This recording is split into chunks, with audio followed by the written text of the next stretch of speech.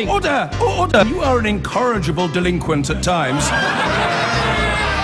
Behave yourself, man!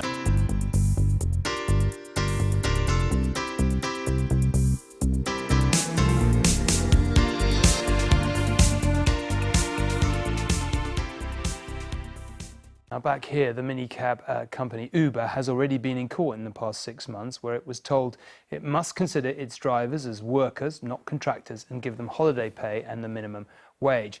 Now we have learned that a lawyer is planning to sue the company for not paying enough VAT. Hands up, who's ready to sign up to challenge Uber in court for your rights, for worker rights? Last October, a tribunal ruled taxi firm Uber does owe employment rights to the men in this room, just some of their 40,000 drivers. Nearly half a year on, there's been no change. I have flexibility. I work the hours I want, but if you don't work long hours, you cannot make a living. If I don't work 14 hours a day, I can't go home and smile into my daughter that I earn enough money, to be honest. My name's Christina, and I drive with Uber. Uber now has over 40,000 drivers in the UK, spread across some 20 cities, but its business model is a constant source of controversy. The tribunal ruled that drivers like Nasir should get the national minimum wage, sick pay and holiday pay, but Uber appealed the ruling, and in the meantime, Nasir is getting no extra pay.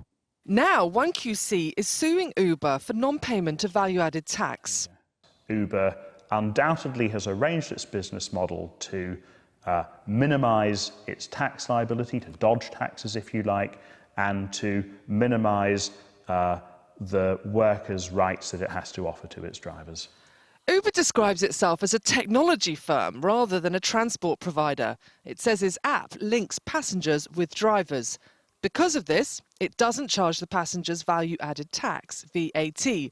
And the vast majority of drivers don't charge VAT either, as they don't earn more than the threshold of £83,000 a year. In 2015, Uber clocked up fares worth an estimated £115 million in London alone.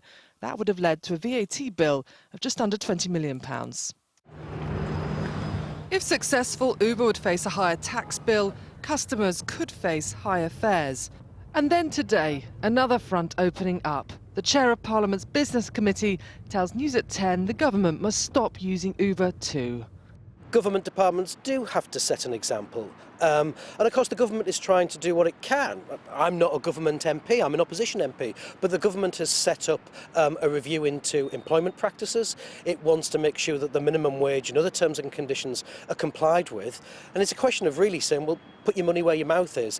Don't provide services and money to firms that don't pay the minimum wage.